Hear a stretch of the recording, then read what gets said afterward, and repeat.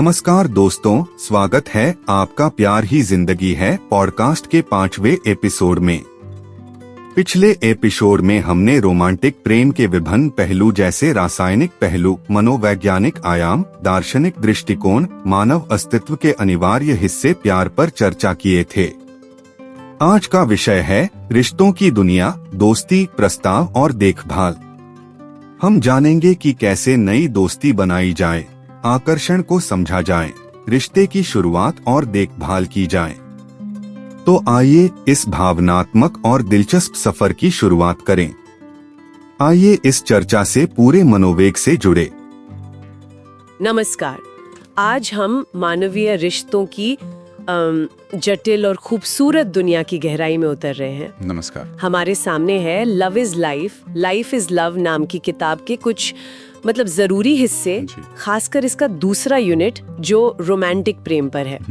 इसमें दोस्ती बनाने से लेकर किसी की तरफ खिंचाव महसूस करने, फिर वो क्या कहते हैं प्रपोज करने, प्रस्ताव रखने, और फिर उस रिश्ते को संभालने तक पूरी यात्रा का जिक्र है। बिल्कुल। हमारा इरादा सिर्फ इसे दोहराना नहीं है, बल्कि इसके पीछे की सोच, जो बारीकियां हैं और शायद कुछ ऐसी बातें जो आम लगती हैं पर रिश्तों की समझ बेहतर कर सकती हैं, उन्हें निकालना है। सही कहा। तो चलिए खोलकर देखते हैं इसे। बिल्कुल। ये विषय ऐसा है कि हर कोई इससे जुड़ाव महसूस करता ही है, किसी न किसी तरह।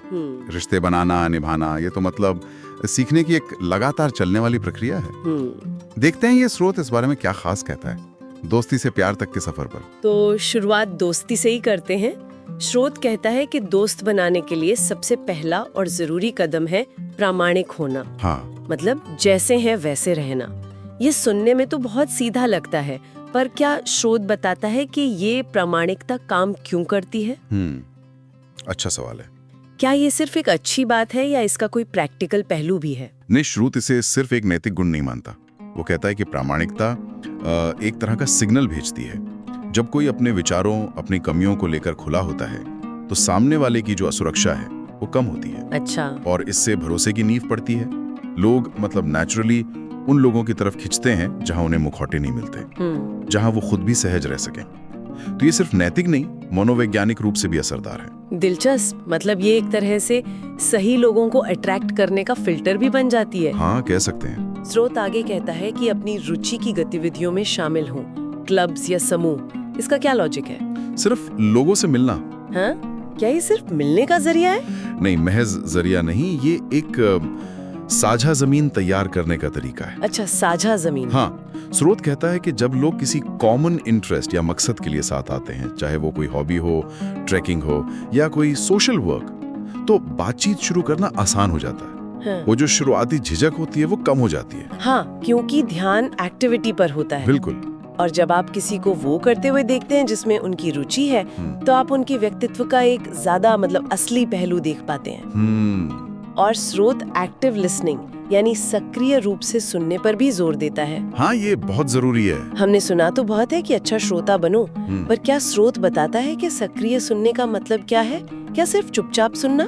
नहीं। स्रोत इसे सिर्फ चुप रहने से कहीं ज्यादा मानता है। वो कहता है समझने की नीयत से सुनना, ना कि सिर्फ जवाब देने के लिए। अच्छा। इसमें ध्यान से सुनना, उनकी भावनाओं को समझने की कोशिश करना, जरूरत पड़ने पर सवाल पूछना और बिना टोके उनकी बात पूरी होने देना, ये सब शामिल है। स्रोत के हिसाब से जब किसी को लगता है कि उसे सच में सुना और समझा जा रहा है, तो कनेक्शन गहरा होता है, चाहे दोस्ती हो या कोई और रिश्ता। और दूसरों की मदद करना, सहारा बनना, वॉलंटियरिंग का भी जिक्र है इसमें। हाँ, और स्रोत इसे किसी लेन देन की तरह नहीं देखता। उसका तल्क है कि मदद या स्वयं सेवा आपको उन लोगों से जोड़ती है जिनके मूल्य आपसे मिलते हैं। जब आप किसी साझा लक्ष्य के लिए साथ काम करते हैं, तो आपसी सम्मान बढ़ता है, एक अपनापन आता है, और ये मजबूत दोस्ती की नींव बन सकता है। ये दिखाता है कि आप सिर्फ अपने बारे में नहीं सोचते। स्रोत ये भी साफ करता है कि दोस्ती बनाने में समय और मेहनत लगती है, रातों रात नहीं होता ये। बिल्कुल। क्या इसमें धैर्य रखने के अलावा कुछ और भी है? हाँ, स्रोत इस बात पर जोर देता है कि उम्मीदें प्रैक्टिकल होनी चाहिए। हर मुलाकात गहरी दोस्ती में बदलेगी ये जरूरी नहीं है। सही बात है। संपर्क बनाए रखना जरूरी है। कभी कभी एक छोटा सा मैसेज भी काफी होता है। और सबसे जरूरी खुले विचारों वाला होना। नए लोगों और अनुभवों के प्रति मतलब जिज्ञासा रखना, पहले से कोई राय ना बनाना। स्रोत शायद ये कहना चाह रहा है कि दोस्ती एक बाग की तरह है जिसे लगातार सींचना पड़ता है। सही कहा। चलिए, दोस्ती की नींव तो समझ आई। प्रामाणिकता, साझा जमीन, एक्टिव लिसनिंग और लगातार कोशिश। अब अगर इसी बुनियाद पर आगे बढ़ें तो स्रोत किसी को रोमांटिक रूप से आकर्षित करने के बारे में क्या कहता है? अच्छा, यहाँ भी आत्मविश्वास यानी कॉन्फिडेंस की बात है। पर क्या स्रोत बताता है कि ये आत्मविश्वास आता कहाँ से है? क्या ये सिर्फ दिखावा है? नहीं, स्रोत आत्मविश्वास को बाहरी दिखावे से ज्यादा एक अंदरूनी स्थिति मानता है। उसके मुताबिक ये अपनी ताकत जानने और अपनी कमजोरियों को स्वीकार करने से आता है, उन्हें छिपाने से नहीं। जब कोई खुद को लेकर सहज होता है तो वो दूसरों के सामने ज्यादा स्थिर और सुरक्षित नजर आता है। स्रोत ये भी कहता है कि आत्मविश्वास का मतलब घमंड नहीं है, बस अपनी कीमत जानना और उसे सम्मान से पेश करना है। और शारीरिक हाव भाव, जैसे सीधा खड़ा होना, नजरें मिलाना, वो इसी अंदरूनी स्थिति का बाहरी रिफ्लेक्शन है। और सामाजिक कौशल, सोशल स्किल्स का भी जिक्र है। एक्टिव सुनना, सवाल पूछना, बातचीत में असली होना, ये तो दोस्ती वाले हिस्से जैसा ही है। हाँ, क्योंकि बेसिक सिद्धांत वही है, एक वास्तविक कनेक्शन बनाना। स्रोत रोमांटिक आकर्षण के मामले में इसे और साफ करता है। उसके अनुसार सिर्फ अपनी तारीफ करना या इम्प्रेस करने की कोशिश करना वो ज्यादा देर नहीं टिकता। सच्ची दिलचस्पी दिखाना मतलब सामने वाले के विचारों, उनके सपनों, उनके डरों के बारे में जानना, वो ज्यादा गहरा असर डालता है। ये दिखाता है कि आप उन्हें एक इंसान के तौर पे महत्व देते हैं, सिर्फ एक पोटेंशियल पार्टनर के तौर पर नहीं। स्रोत अपना ख्याल रखने की भी बात करता है। फिजिकल हेल्थ, खान पान, साफ सफाई। क्या इसका मतलब सिर्फ अच्छा दिखना है? ऊपर से ऐसा लग सकता है, पर स्रोत से ओवरऑल वेलबींग से जोड़ता है। जब कोई फिजिकली और मेंटली अपना ध्यान रखता है तो उसमें ज्यादा एनर्जी होती है, पॉजिटिविटी होती है, इमोशन स्थिरता होती है। हाँ, ये बात तो है। ये न सिर्फ आपको आकर्षक बनाता है, बल्कि एक हेल्दी रिश्ता निभाने के लिए जो क्षमता चाहिए वो भी देता है। स्रोत इसे आत्मसम्मान का प्रतीक भी मानता है कि आप खुद को इतना महत्व देते हैं कि अपना ख्याल रखें। और खुद को जानना, अपनी रुचियां, अपने मूल्य, अपनी पर्सनालिटी को समझना, ये क्यों जरूरी बताया गया है? स्रोत के अनुसार जब तक आप खुद को नहीं समझेंगे, आप ये कैसे जानेंगे कि आपके लिए सही साथी कौन है? अच्छा, अपनी जरूरतों, अपनी सीमाओं और आप रिश्ते में क्या ढूंढ रहे हैं, इसे साफ तौर पर जानना आपको ऐसे व्यक्ति की ओर ले जाता है जिसके साथ आपकी अनुकूलता मतलब कंपैटिबिलिटी बेहतर हो। ये आपको उन रिश्तों से बचने में भी मदद करता है जो आपकी बेसिक वैल्यूज से मेल नहीं खाते। और यहाँ भी दयालु और सम्मानजनक मतलब काइंड एंड रिस्पेक्टफुल होने पर जोर है। बिल्कुल, स्रोत इसे शायद सबसे अहम मानता है। आकर्षण की पहली चिंगारी चाहे किसी भी चीज से जले, रिश्ता टिकता सम्मान और दया पर ही है। सही बात है।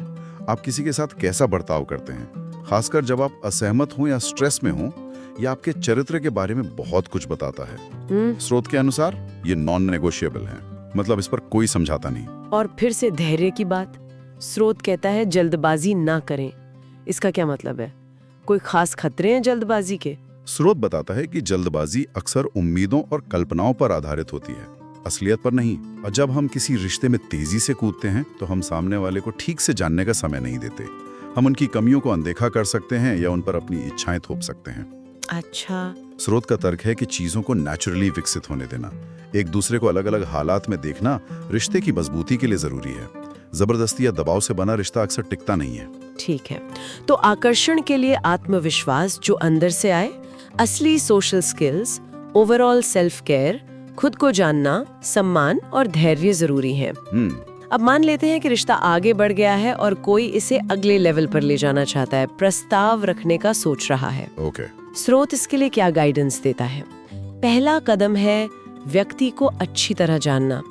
ये तो रिश्ते में पहले से हो रहा होगा। प्रस्ताव के समय ये क्यों इतना महत्वपूर्ण है? स्रोत शायद इस बात पर जोर दे रहा है कि प्रस्ताव सिर्फ भावनाओं का इजहार नहीं है, बल्कि एक सीरियस कमिटमेंट का संकेत है। लेवल की कमिटमेंट के बारे में क्या सोचता है, उसके जीवन के लक्ष्य क्या हैं, और क्या आप दोनों का भविष्य को लेकर नजरिया मेल खाता है? अच्छा, ये गहराई वाली बात है। हाँ, ये जानने से प्रस्ताव ज्यादा मीनिंगफुल और कम रिस्की हो जाता है, ये दिखाता है कि आपने सिर्फ अपने दिल की नहीं सुनी, बल्कि रिश्ते की असलियत पर भी सोचा है। जगह और समय का चुनाव भी अहम बताया गया है। कोई खास जगह क्यों? क्या ये सिर्फ रोमांटिक माहौल के लिए है? माहौल तो है ही, पर स्रोत इसे शायद और गहरे लेवल पर देखता है। एक मीनिंगफुल जगह चुनना, जैसे पहली मुलाकात की जगह या कोई ऐसी जगह जो दोनों की खास यादों से जुड़ी हो, ये दिखाता है कि आपने इस पल को स्पेशल बनाने के लिए सोचा है। ये उस रिश्ते के इतिहास का सम्मान करने जैसा है। बिल्कुल, और सही समय का मतलब है जब दोनों शांत हों, रिलैक्स्ड हों और इस गंभीर बातचीत के लिए मेंटली तैयार हों। क्रिएटिव होने का सुझाव भी है गाना, नोट वगैरह, पर स्रोत ईमानदारी और आत्मविश्वास को सबसे जरूरी बताता है। इसमें बैलेंस कैसे बिठाएं? स्रोत शायद ये कहना चाह रहा है कि क्रिएटिविटी अच्छी है, पर वो ईमानदारी की जगह नहीं ले सकती। अच्छा, बड़े बड़े तामझाम या उधार के शब्दों से ज्यादा जरूरी है कि आपकी भावनाएं सच्ची हों और आप उन्हें साफ साफ कहें। आत्मविश्वास यहाँ इसलिए जरूरी है क्योंकि आप एक बड़ा कदम उठा रहे हैं, अपनी वल्नरेबिलिटी दिखा रहे हैं। क्रिएटिविटी को इसे सजाने के लिए इस्तेमाल किया जा सकता है, लेकिन नींव ईमानदारी और आत्मविश्वास ही होनी चाहिए। और प्रैक्टिकल सलाह, बैकअप प्लान रखना, खासकर पब्लिक प्लेस पर, ये थोड़ा अजीब नहीं लगता डी? शायद स्रोत यहाँ भी प्रैक्टिकल होने पर जोर दे रहा है। पब्लिक प्रपोजल में कई चीजें गलत हो सकती हैं, मौसम, भीड़, कोई अनचाही रुकावट। हाँ, हो सकता है। बैकअप प्लान का मतलब निराशाभी होना नहीं है, बल्कि ये पक्का करना है कि अगर कुछ गड़बड़ हो भी जाए तो भी पल की गरिमा बनी रहे। ये दिखाता है कि आपने हर पहलू पर सोचा है और किसी भी प्रतिक्रिया के लिए तैयार रहना। हाँ, ना या सोचने का समय, और सबसे जरूरी फैसले का सम्मान करना। हाँ, यही बात स्रोत के सम्मान वाले सिद्धांत को पक्का करती है।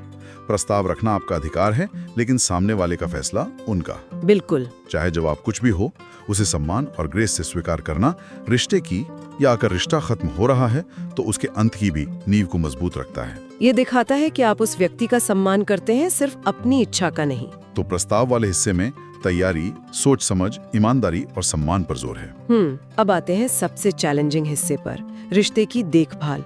स्रोत कहता है ये एक बड़ी जिम्मेदारी है जिसमें कमिटमेंट, प्यार और धैर्य चाहिए। हाँ, ये सच है। पहला बिंदु है संचार, कम्युनिकेशन। इसे और कैसे समझा जा सकता है? स्रोत कम्युनिकेशन को सिर्फ बात करने तक ही नहीं रखता। इसमें एक्टिव लिसनिंग, साथी की अनकही भावनाओं और जरूरतों को समझने की कोशिश करना और अपनी भावनाओं को भी ईमानदारी और सम्मान से बताना शामिल है। स्रोत शायद ये भी कहता है कि रेगुलरली चेक इन करना जरूरी है।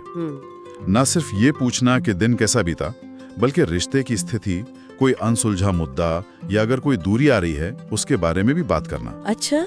अच्छा कम्युनिकेशन गलतफहमियों को पनपने से रोकता है। स्नेह और प्रशंसा दिखाना, हाथ पकड़ना, गले लगाना, छोटे उपहार, क्या स्रोत बताता है कि ये क्यों जरूरी है?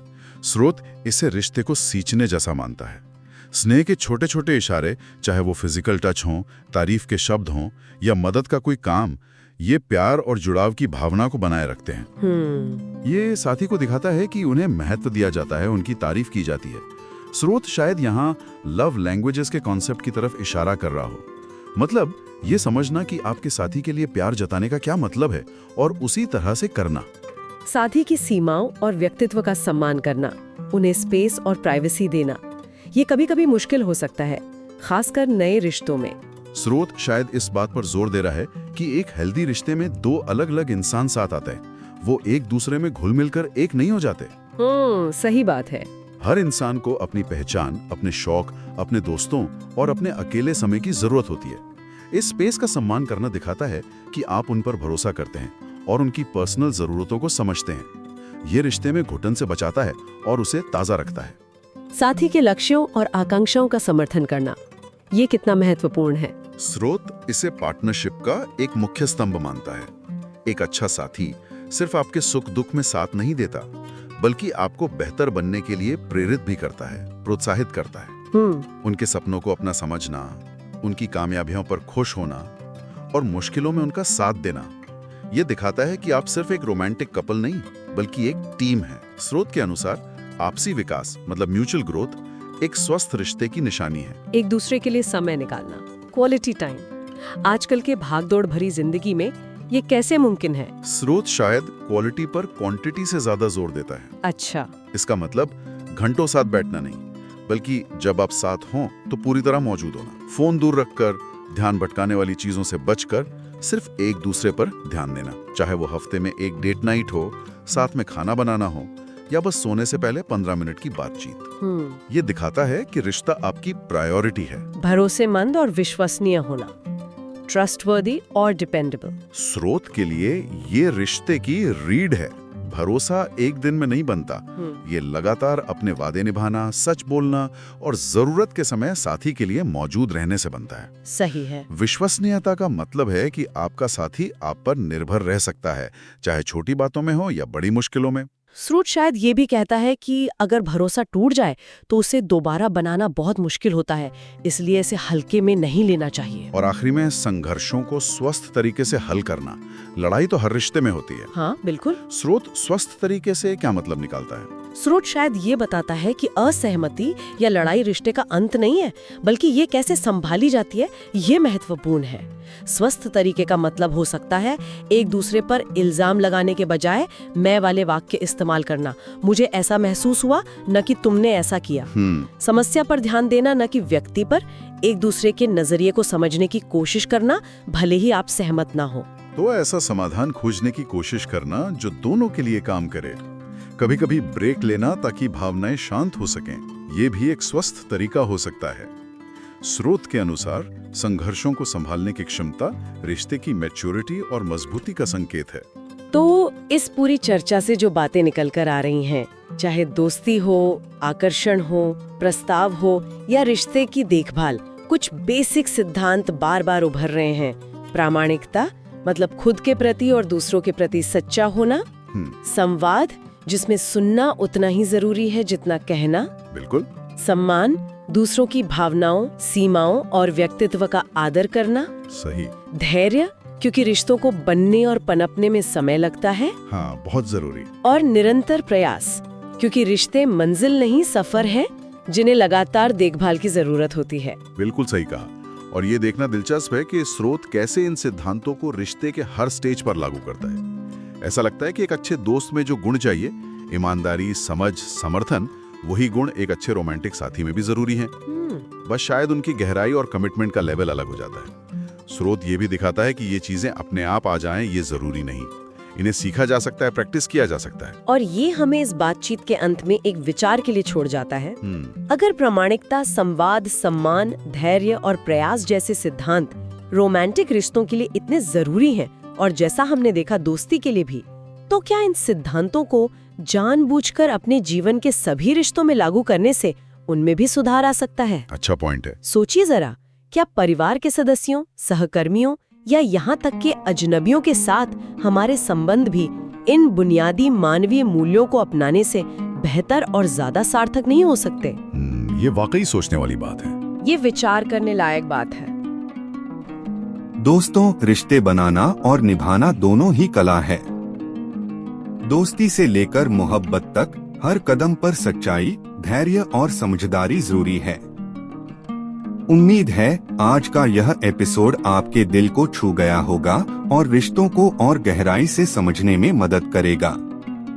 यदि हमारा प्रयास आपको अच्छा लगे और आप हमें सपोर्ट करना चाहें, तो डिस्क्रिप्शन बॉक्स में दिए सपोर्ट लिंक पर जाकर सपोर्ट कर सकते हैं। अगले एपिसोड में फिर मिलेंगे नए विचार और नए अनुभवों के साथ। तब तक याद रखिए, प्यार ही जिंदगी है।